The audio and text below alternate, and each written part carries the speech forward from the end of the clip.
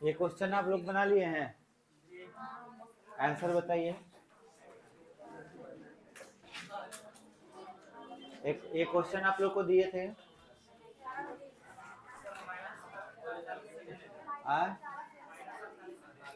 अच्छा चलिए हम देख लेते हैं।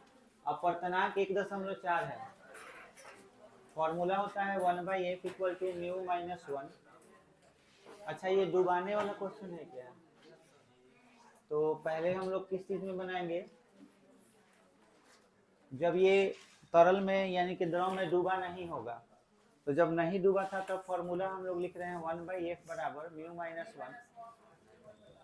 1/r1 minus 1/r2।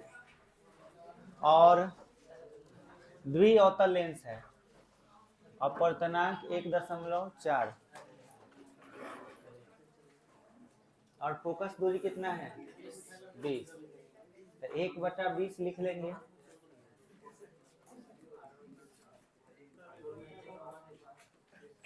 ठीक है।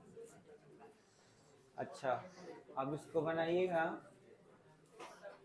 तो 1/20 0.4 हो जाएगा 1/r1 माइनस 1/r2 और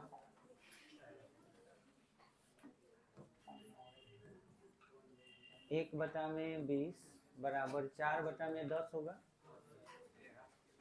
तो अगर आप देखें तो नीचे से नीचे कटेगा, 0 0 कैंसिल, 4 से 2 में गुना हो जाएगा।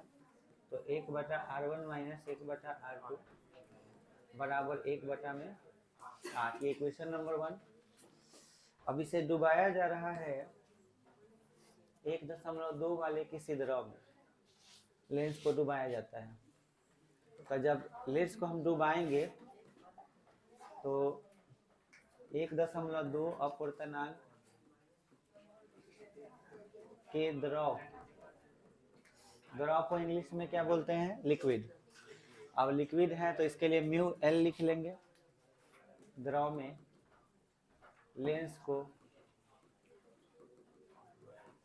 डुबाने पर, जब इसे डुबा दोगे तो उस कंडीशन में फॉर्मूला चेंज हो जाएगा। 1/f' बराबर, द्रव में डुबा रहे हो तो जिस द्रव में डुबा है लेंस को, तो लेंस प्रकाश का किरण जो है द्रव से किस में पहुंचेगा, लेंस में। तो माध्यम अपवर्तनांक किसका निकलेगा, लेंस का। तो उसे कहाँ लिखे जाएगा, अपवर्तनांक के लिए ऊपर लिखा जाएगा। तो अपवर्तनांक के लिए जब ऊपर लिखेंगे तो ऊपर हो जाएगा लेंस के लिए म्यू जी और नीचे लिक्विड आ जाएगा आपका म्यू एल। लिक्विड है, पानी तो नहीं है। तो -1 1/r1 माइनस 1/r2। तो अब समीकरण 1 का सहायता ले लीजिए। अब म्यू जी का मान दिया हुआ है, कितना दिया है 1.4 और म्यू एल का 1.2 -1 और इसका वैल्यू 1/8। दशमलव खत्म हो जाएगा, 14/12 -1 तो कितना हो जाएगा 2/12 1/8, ये 6 हो जाएगा, 48 हो जाएगा। तो कितना आएगा 1/f' बराबर टोटल कितना हो जाएगा 48 सेंटीमीटर। ये आपका आंसर हो जाएगा।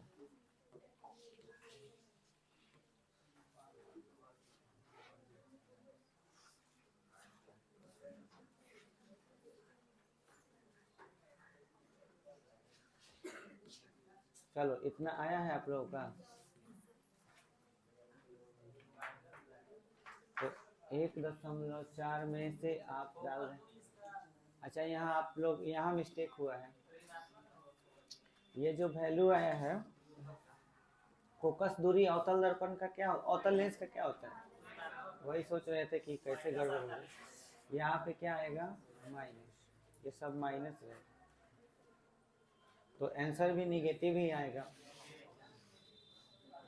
यहाँ माइनस होगा। अवतल दर्पण अवतल लेंस में हम लोग माइनस लेते हैं फोकस दूरी, आंसर माइनस 48 सेंटीमीटर। अवतल था इसलिए माइनस में आया। अब इस सवाल को आप ठीक से देखिए, हम इसमें कुछ इंपॉर्टेंट बात बता रहे हैं। हम इसमें कुछ चेंजेज करेंगे तो आपको रिजल्ट बताना है, क्या रिजल्ट होगा। कल मैंने बोला था कि अगर किसी लेंस को किसी द्रव में डुबाओगे तो हो सकता है कि वो गायब हो जाए, ये भी हो सकता है कि अवतल है तो उत्तल बन जाए, और ये भी हो सकता है कि अवतल है तो अवतल ही रहे। केसेस कितने हो गए? 3 हो गए। अब तीनों केस के बेस पर ऑब्जेक्टिव क्वेश्चन आता है और बहुत बढ़िया ऑब्जेक्टिव आएगा। इसको वही व्यक्ति बना सकता है बढ़िया से जिसको आज का कॉन्सेप्ट एकदम समझ में आ जाए। अच्छा लेवल का ऑब्जेक्टिव रहता है, इस सब कोई नहीं बना पाता है, कहीं ना कहीं आप मिस्टेक कर जाइएगा।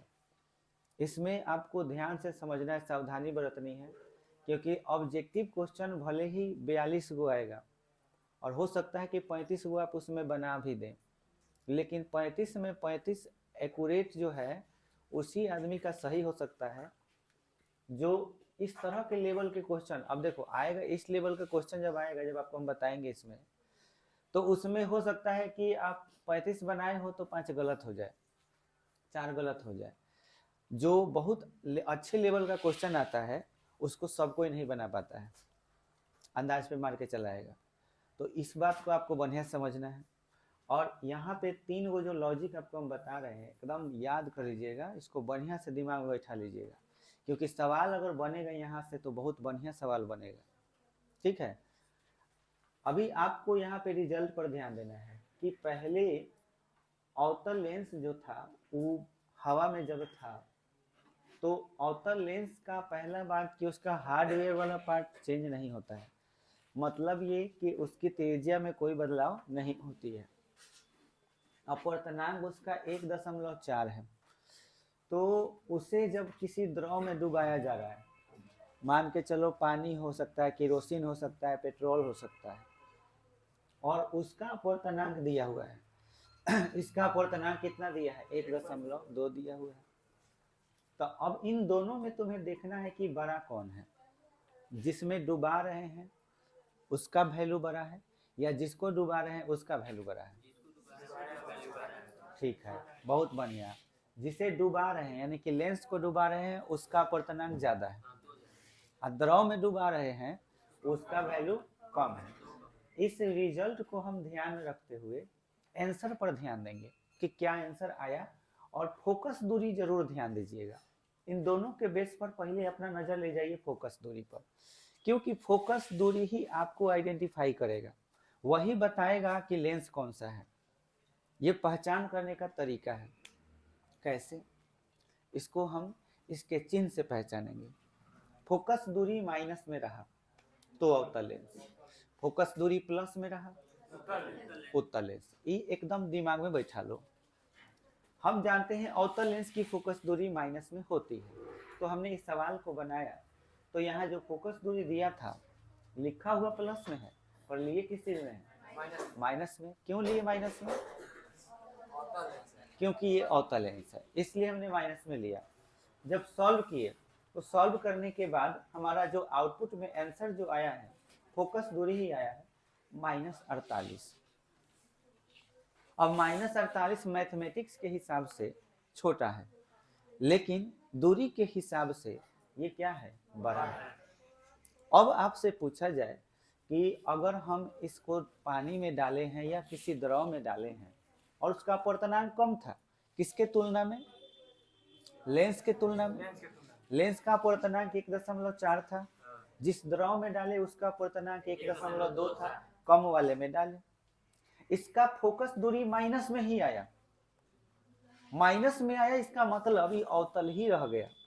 अवतल था, अवतल ही रह गया। चेंज क्या हुआ? चेंज क्या हुआ? फोकस दूरी बढ़ गया।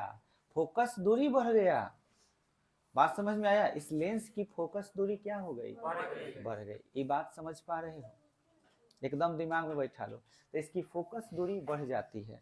एक केस एकदम दिमाग में नोट करो। तो अब यहाँ से एक बहुत अच्छा निष्कर्ष निकला कि जब हम अधिक अपवर्तनांक वाले लेंस को कम अपवर्तनांक वाले द्रव में डुबाते हैं तो उसकी प्रकृति नहीं बदलती है। अगर उत्तल हो तो उत्तल ही रहेगा, अवतल हो तो अवतल ही रहेगा, केवल फोकस दूरी बढ़ जाएगी। बात समझ में आया? केवल फोकस दूरी बढ़ जाएगी। क्लियर हुआ? अब हम नए केस के बारे में सोचेंगे। हमने बोला था कि प्रूफ भी करेंगे।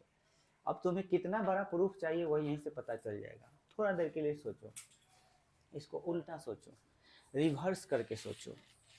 ये मान के चलो कि जिस लेंस को आप 1.4 माने हैं वो 1.2 है, और जिस द्रव में डुबा रहे हो उसका अपवर्तनांक क्या है? 1.4। उल्टा कर दिए।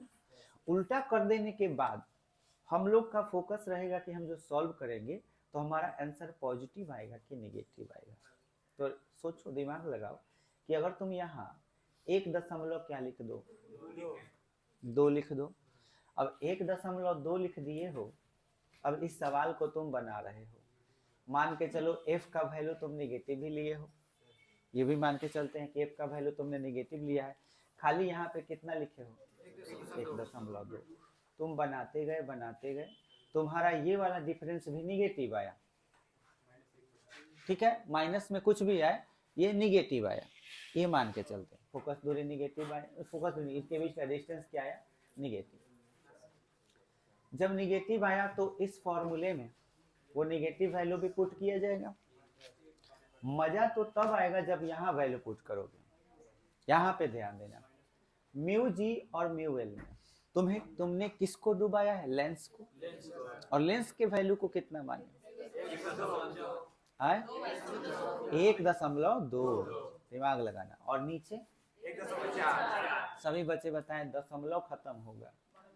तो ये 14/12 नहीं, 12/14। 12/14 को बढ़िया से सोचो। 12/14 अगर रहे, नीचे कभी भी बड़ा राशि दिया गया हो तो भाग देने पर हमेशा 0 आता है।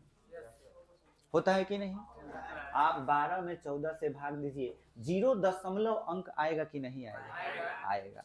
ये वाली राशि 1 से छोटी है कि नहीं है? 1 से छोटी है। अगर ये 1 से छोटी है तो उस चीज को अगर यहाँ लिख दिया जाए 1 से छोटा 0 कुछ भी लिख दिया जाए, तो जब 1 को घटाओगे तो फिर ये निगेटिव हो जाएगा कि नहीं?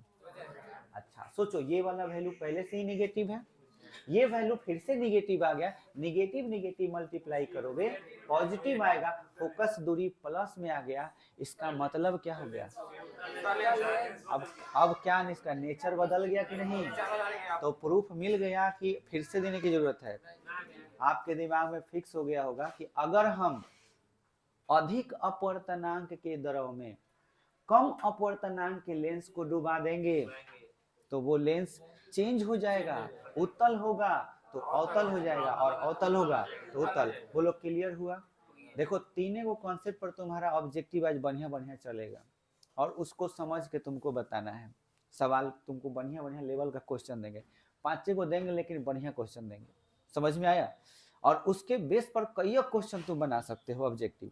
लेंस से अगर कोनो सवाल आ गया तो एकदम मुस्कुराओगे, कहोगे कि हाँ ये तो सवाल एकदम आराम से बना देंगे। समझ में आया? तो ध्यान से सुनो, इसमें कॉन्सेप्ट क्लियर हो गया। अब थोड़ा सा इस बारे में सोचो, कि अगर लेंस का अपवर्तनांक जिसमें हम डुबा रहे हैं दोनों बराबर है, दोनों का दोनों वैल्यू क्या हो? बराबर हो। थोड़ा ये दिमाग लगाओ, तो 1.4 था, या तो दोनों को 1.4 मान लो या दोनों को 1.2 मान लो। और रिजल्ट के बारे में सोचो। हम खाली तुम्हें स्क्रीन पर दिखा रहे हैं, खाली तुम हमको सोच के बताओ कि रिजल्ट क्या होने वाला है। दोनों के वैल्यू को बराबर सोच लिया जाए तो सोच के बताओ पहले क्या फर्क पड़ेगा इसमें। तुम्हारे दिमाग में ये कि लेंस गायब हो जाएगा, ये तो हम बता चुके हैं, पर क्यों गायब होगा? फोकस दूरी यहाँ देखो, 1 से 1 जब घटेगा फोकस दूरी जीरो हो जाएगा। जब फोकस से दूरी जीरो हो जाएगा तो हम उस लेंस को गायब ना समझेंगे। अब बात समझ में आई, जब फोकस से नहीं रहेगा तो लेंस का ठीक है, समझ में आया। लेंस उसी को ना कहते हैं जो प्रकाश को किसी एक बिंदु पर फोकस करे, और जब फोकस ही खत्म तो लेंस कहाँ से रहा वो। तो जब लेंस नहीं रहा तो हमारे लिए सामान्य एक कांच का टुकड़ा हो गया वो। बात समझ में आ गया। तो ये भी प्रमाण मिल गया कि अपवर्तनांक बराबर हो तो क्या होता है, फोकस दूरी जीरो हो जाती है और लेंस हमारे लिए अदृश्य हो जाता है, हम उसे देख नहीं सकते। जिस दराव में वो डूबा रहेगा वो रहेगा तो उसमें जरूर, लेकिन वो हमें दिखाई नहीं देगा। जैसे फॉर एग्जाम्पल के लिए हम आपको छोटा सा एग्जाम्पल दे रहे हैं। जैसे मान लीजिए कि आपके पास पानी है, या पानी छोड़िए, सबसे अच्छा एग्जाम्पल है, आप प्रैक्टिकल कर सकते हैं। कभी आपको पेट्रोल मिला एक गिलास, कहीं पे भी व्यवस्था हो, तो पेट्रोल में आपको एक लेंस डाल के देखिएगा, कोई भी, मेरे पास जो लेंस है ना उसको भी डाल के अगर हम पेट्रोल में देखेंगे तो वो दिखाई नहीं देता है। प्रायः पेट्रोल का जो अपवर्तनांक होता है और जो हम लोग को मार्केट में लेंस मिलता है वो लगभग उनकी अपवर्तनांक वैल्यू क्या होती है, बराबर, उसको डालते ही उसमें डूब जाएगा। थोड़ा बहुत और आपको हम बताने का प्रयास करेंगे कि आप ना क्या कीजिए कि पानी जो होता है एकदम साफ पानी में अगर कोई बर्फ का टुकड़ा है उसको डाल के देखिए तो हल्का हल्का बर्फ बर्फ दिखता है, समझ में आया। लेकिन बर्फ जब दिख रहा है तो उसके टेम्परेचर के आसपास अगर पानी हो, समझ में आया, यानी कि थोड़ा सा ठंडा पानी हो, तो उसमें आप बर्फ डाल के देखिएगा तो हो सकता है कि वो गायब हो जाए। समझ में आया। मतलब दोनों का अपवर्तनांक वैल्यू क्या होना चाहिए, समान होना चाहिए, और ऐसा होता भी है। ठीक है, आपको अब इसके लिए ये तीनों बात पहले लिख लेना है, तब हम लोग आगे बढ़ेंगे। ठीक है, तो हेडिंग दीजिए और लिखिएगा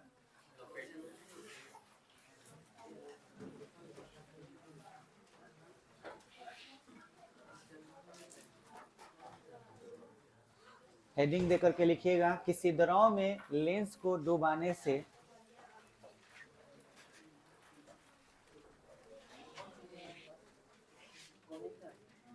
किसी द्रव में लेंस को डुबाने से उसकी प्रकृति में परिवर्तन, किसी द्रव में लेंस को डुबाने से उसकी प्रकृति में परिवर्तन, किसी द्रव में लेंस को डुबाने से उसकी प्रकृति में परिवर्तन, प्रकृति में परिवर्तन।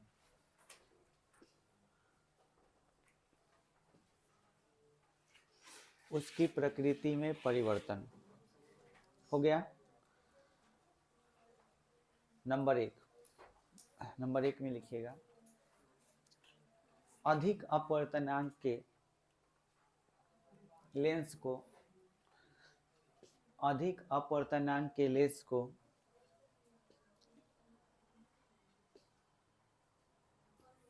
अधिक अपवर्तनांक के लेंस को कम अपवर्तनांक के द्रव में डुबाने से, कम अपवर्तनांक के द्रव में डुबाने से, कम अपवर्तनांक के द्रव में डुबाने से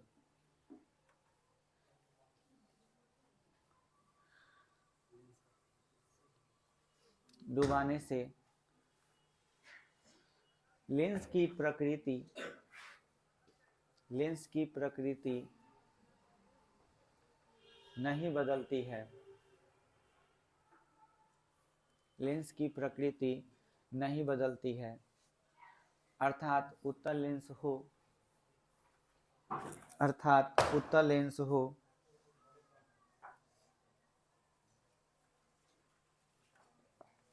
अर्थात उत्तल लेंस हो तो उत्तल ही रहती है, और अवतल लेंस हो, और अवतल लेंस हो तो अवतल ही रहती है।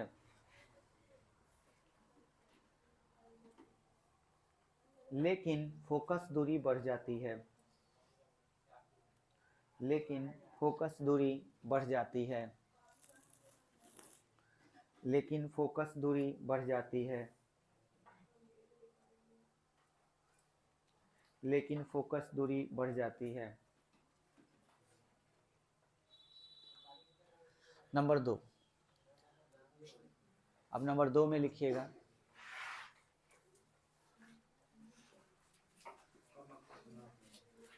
कम अपवर्तनांक के लेंस को कम अपवर्तनांक के लेंस को कम अपवर्तनांक के लेंस को अधिक अपवर्तनांक के द्रव में डुबाने से अधिक अपवर्तनांक के द्रव में डुबाने से अधिक अपवर्तनांक के द्रव में डुबाने से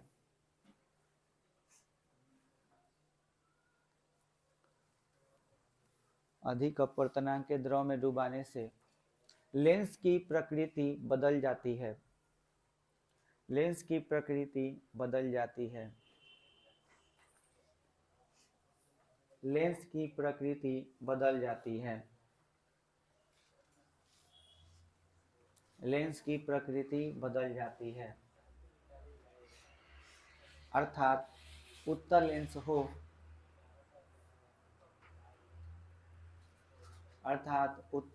हो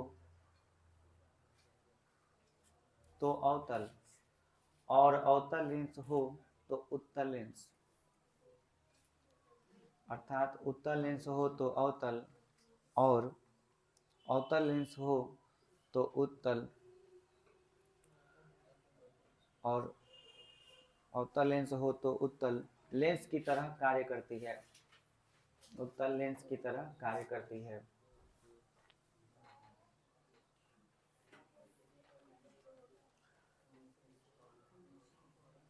हो गया। तीसरा, यदि लेंस और द्रव के अपवर्तनांक बराबर हो, यदि लेंस और द्रव के अपवर्तनांक बराबर हो, अपवर्तनांक बराबर हो, अपवर्तनांक बराबर हो, तो फोकस दूरी अनंत हो जाती है। मैंने बोला है 0, कैलकुलेशन गड़बड़ हो गया था। 1/f का वैल्यू ना 0 आया था, और उल्टा करोगे तो 1/0 हो जाएगा। 1/0 का वैल्यू क्या होगा? इनफाइनाइट। हम 0 बोल दिए हैं, क्या होगा? तो फोकस दूरी अनंत हो जाती है। फोकस दूरी अनंत हो जाती है, और इस स्थिति में हमें लेंस दिखाई नहीं देता है।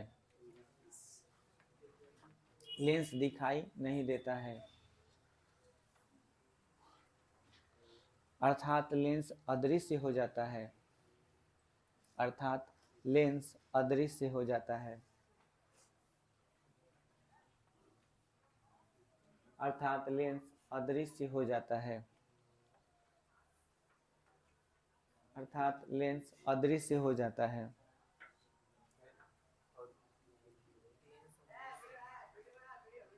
हो गया।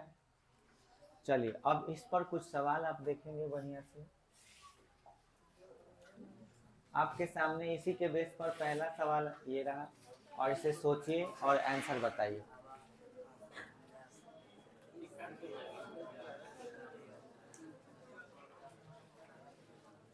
इसी 3 कॉन्सेप्ट पर आपका क्वेश्चन है।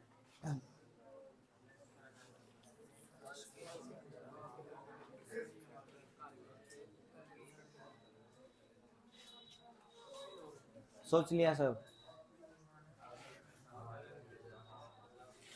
सोच लिया सब? चलो, अब ए वाले लोग हाथ उठाओ। जैसे ए लग रहा है, ए पर हाथ उठाओ।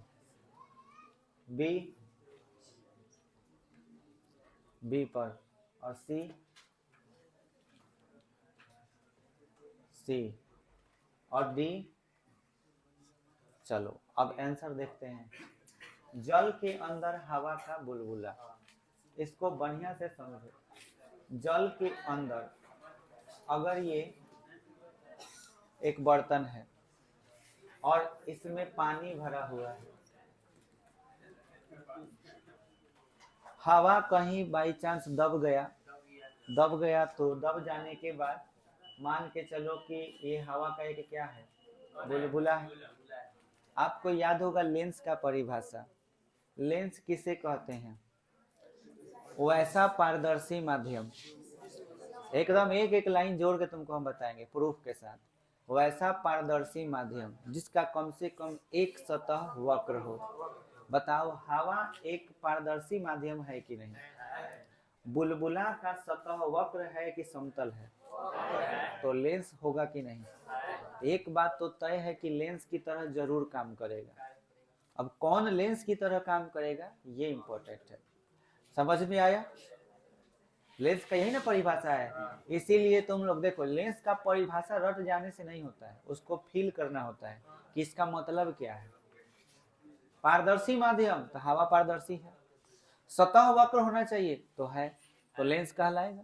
अब उत्तल है कि अवतल, इसके लिए डिपेंड करेगा अपवर्तनांक का। तुम ये बताओ, पानी में हवा है कि हवा में पानी है? पानी में हवा है, तो प्रकाश पानी से हवा में जाएगा कि हवा से पानी में? पानी से हवा में जाएगा। ये बात समझ में आएगा? अब पानी से हवा में जाएगा। हम तुमसे एक सवाल पूछ रहे हैं, सोच के बताओगे। किसी माध्यम का अपवर्तनांक 1.6 है और किसी और माध्यम का अपवर्तनांक 1.7 है, तो सघन कौन विरल कौन? जितना ज्यादा उतना ज्यादा सघन। इस सघन हुआ, अब सघन होगा तो अपवर्तनांक भी ज्यादा होगा। तो जो कॉन्सेप्ट अभी तुमको सिखाए उसमें एक और खूबसूरत कॉन्सेप्ट आपको याद रखने लायक है। अगर प्रकाश कम से ज्यादा में जा रहा है तो प्रकृति बदल जाता है। तो इसका मतलब हुआ कि विरल से सघन में जाएगा तो प्रकृति बदल जाएगा, और सघन से विरल में जाएगा तो प्रकृति नहीं बदलेगा। एक ही माध्यम में रहेगा तो कोई परिवर्तन नहीं होगा। अब यहाँ आपको देखना है कि पानी में और हवा में कौन सघन है। पानी सघन है तो पानी का अपवर्तनांक ज्यादा है और हवा का अपवर्तनांक कम, तो ज्यादा से कम में जा रहा है। अब ज्यादा से कम में जा रहा है, तो अब आपको ध्यान से समझना है कि किसमें किसको डुबाया गया है। ज्यादा में कम को डुबाया गया है कि कम में ज्यादा को? कॉन्सेप्ट क्या है, इसी बात को समझना है। ज्यादा में कम को डुबाए हैं कि कम में ज्यादा को डुबाए? ज्यादा में यानी कि पानी में डुबाया गया है, हवा को डुबाया गया है।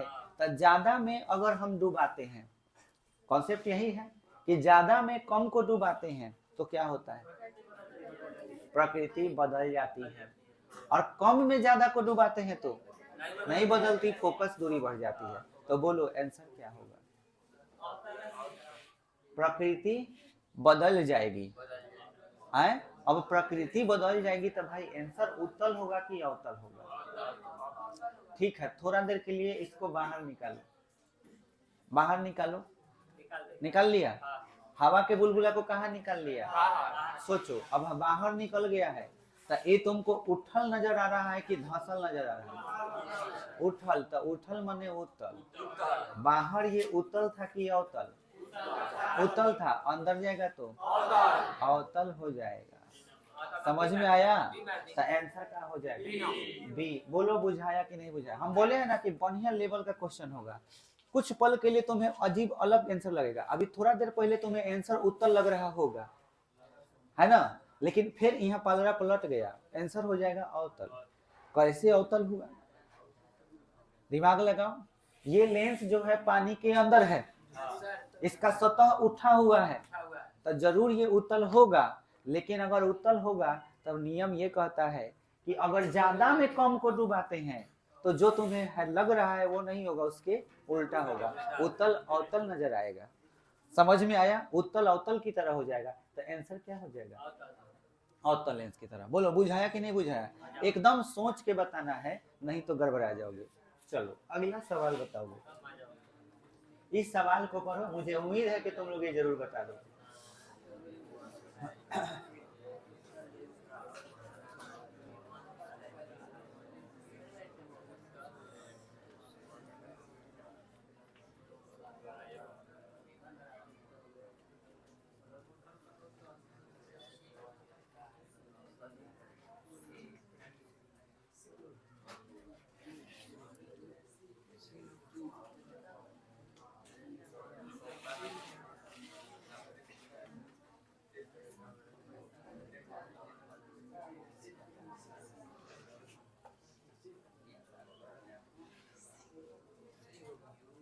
हो गया फाइनल। चलो ए वाले लोग, बी, सी।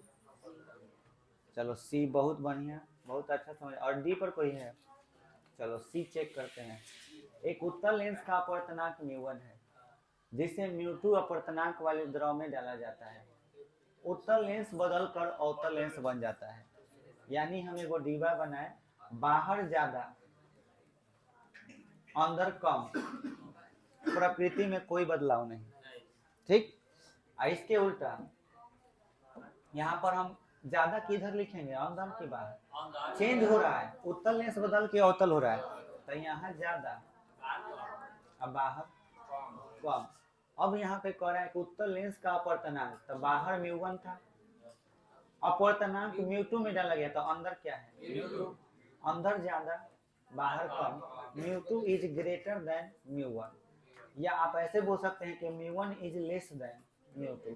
कौन सा ऑप्शन? सी। बहुत बढ़िया तुम लोग सोचे, देखो कितना बढ़िया, तुम समझ गया तो बता दिया सही। अब बना देगा सर, बहुत अच्छा। क्वेश्चन, अगला क्वेश्चन बताओ।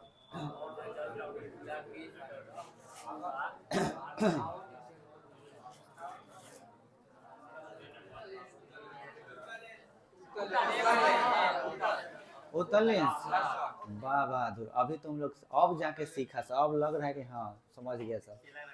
हवा में जल का बुलबुला, अब यहाँ पे क्या है, ज्यादा में कम है कि कम में ज्यादा? कम में ज्यादा, हवा में माने कम, ज्यादा यानी कि जल, समझ में आया? तो अगर कम में ज्यादा हो, कम में ज्यादा को मिलाया गया हो, तो आंसर क्या होगा? आए उत्तल, पहले बात की उत्तल था, तो बाद में भी उत्तल ही रहेगा, प्रकृति में कोई बदलाव नहीं होगा, और आंसर हो जाएगा उत्तल लेंस की तरह। बहुत बढ़िया। चलिए ये क्वेश्चन बताइए, अब तुम लोग बता देगा।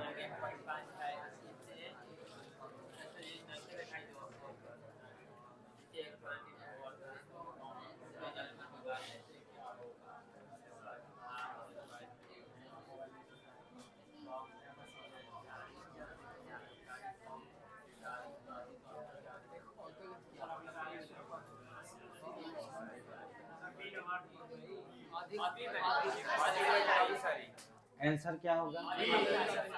अधिक अभिसारी। चलिए अधिक अभिसारी वाले लोग सब कोई हाथ उठाइए। चलिए बहुत अच्छा। कम अभिसारी वाला कोई है? नहीं है।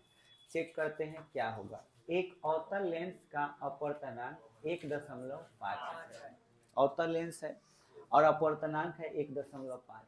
इसे 1.3 अपवर्तनांक के जल में डुबाया, तो डुबाने से क्या होगा, वो कम अभिसारी हो जाएगा कि अधिक अभिसारी होगा, यही हमको बताना है।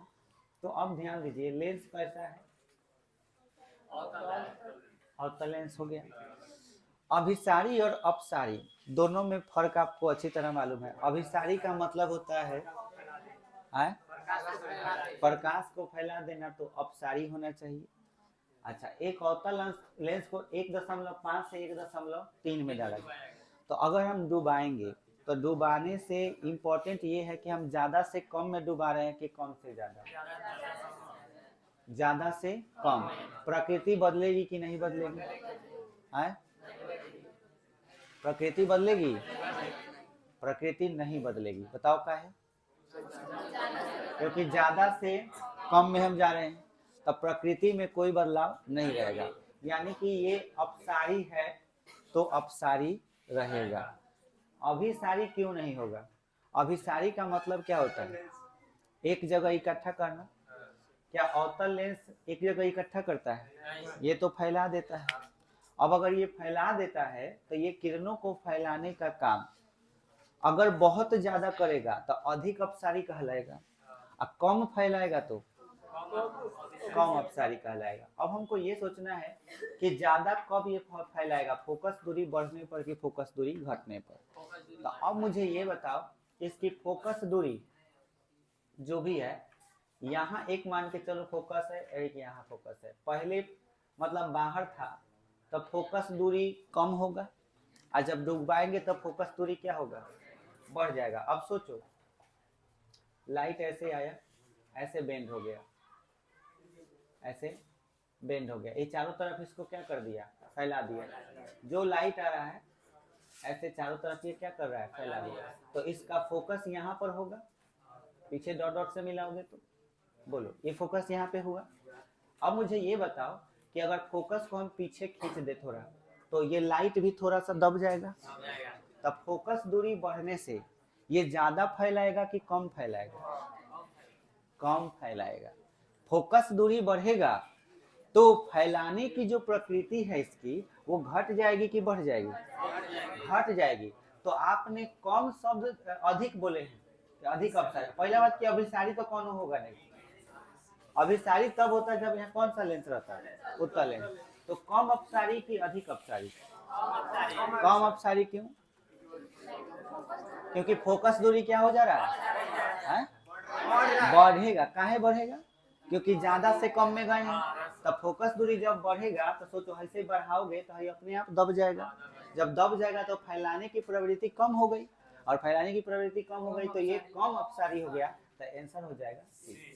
बोलो इसमें किसी को दिक्कत? अच्छा ये वाला बताओ।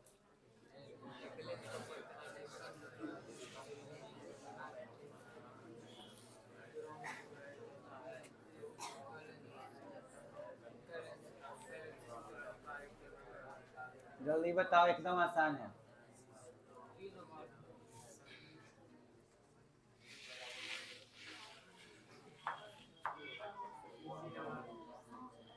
सोच लिया सब?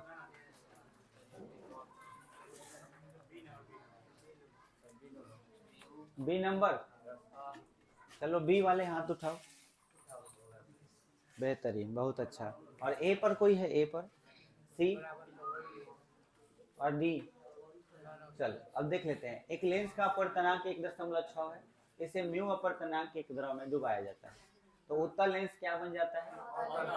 इसका मतलब ये हुआ चेंज हो रहा है, तो बाहर कम है अंदर ज्यादा है, बाहर और अंदर ज्यादा। तो बाहर और अंदर में बाहर क्या है, कम, और अंदर ज्यादा है। चलो अब कह रहा है कि लेंस का अपवर्तनांक 1.6, ये बाहर है, म्यू में डुबाया गया, अब म्यू ज्यादा होगा और ये क्या होगा, कम होगा। तब mu is greater than 1.6, mu is greater than 1, option D. बहुत बढ़िया। चलिए लास्ट क्वेश्चन ये बता दीजिए फटाफट, तब देखते ही बता देगा। कौन सा? सी, इसमें सोचना ही नहीं है। ये कह रहा है कि क्या हो जा रहा है, अदृश्य। आंसर क्या हो जाएगा, सी। बोलिए इस कॉन्सेप्ट में किसी को दिक्कत? चलिए तो अगले दिन हम लोग लेंस की क्षमता पढ़ेंगे।